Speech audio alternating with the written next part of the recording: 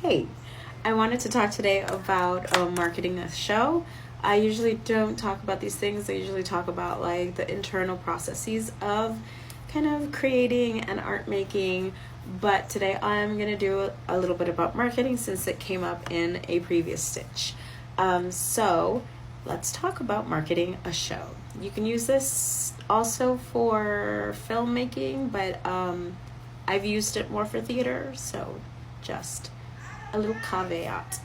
Okay, so the first thing you're going to do when you're in fundraising mode, you're going to use your fundraiser actually as a way to really talk about your show and to market your show. So your marketing campaign starts way before like you're ready to have people come into a theater.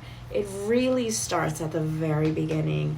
It begins, I would say, during the creation of a theater show, but really marketing a show starts when you're fundraising for the show, because what you're going to do is get those funders and those fundraising people to start having a conversation about your show and getting people excited about it.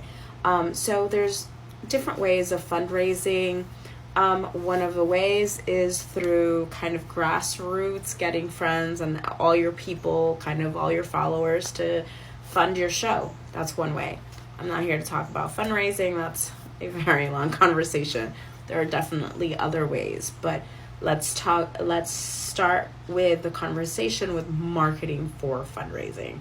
You're going to be giving out information about the show. You're going to know about like what your show is about, why it's important, what you're bringing to the show, and why you're the artist to make the show, right? Like it's just really very simple. So you're going to use the fundraising campaign in order to bring people in and to start kind of, I hate using this word because it's such a buzzword, but it definitely is to create a buzz for this show. The next step you're going to do is another tactic for kind of promoting your show is guerrilla marketing. So depending on where your show is, this might not be beneficial to shows that are online, but definitely if you're in, let's say, Brooklyn, then you will start kind of canvassing the area weeks before the show. You start canvassing the area, small businesses, you get your posters ready, you get your little 4x whatever postcards ready to kind of hand out to these small businesses and the area surrounding your show, wherever your show is. Let's say your show is in Greenpoint, Brooklyn, then those businesses, you will start to canvass those businesses. You will start to canvass the neighborhood. You will have plenty of postcards to give out and posters to give out. And sometimes what you do also, it's as a form of like kind of communicating, kind of bringing in and really creating a community around your show, which is ideally what you want to do, is to really kind of, give promotion to get promotion. So in your playbill, you speak to business owners and you're like, hey, I would love for you to promote my show. You can also use this as fundraising, just FYI. I would love it if you would, promote our show. Here are some postcards. We'd love for you to like kind of, hand them out if people are interested, or put them here or whatever. To put your poster, and we'd love to promote your services as well on our playbill, right? And that's one way. So guerrilla marketing, and then canvassing neighborhoods, canvassing home, leaving kind of things out there so that people can see, right? Then you're talking about also media. You can use a PR person. That I wouldn't suggest that right off the bat if you're like doing indie theater, but eventually you're going to get to a place where you are going to need the reach that a public relations person has, that might be much more than like your reach, right? Social media is your friend in this case. Specifically, going back to the PR person, I would suggest having a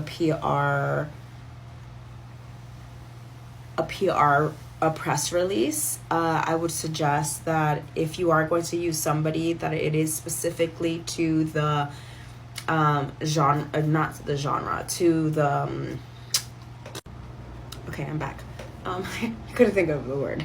This video is going to be messy. Okay, so it needs to be a PR person that knows the media, right? Like they need to be in theater. Like they need to be promoting other theater shows, other people's shows. And that's how you kind of get the buzz going. Please use any media that you have access to. If there's like local newspapers, use that. Send it into local newspapers. Send it into like, you know, all those like little newspapers that are being given, that are like in your local area.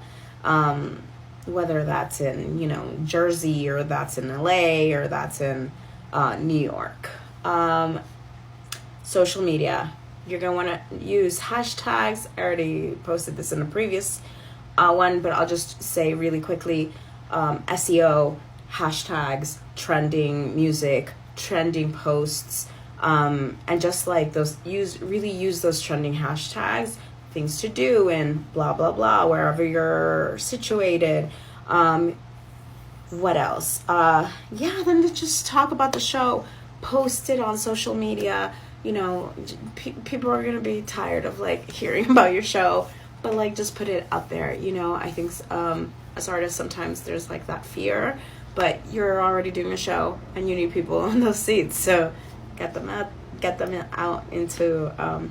into your show, you know. All right, that's it. Have fun.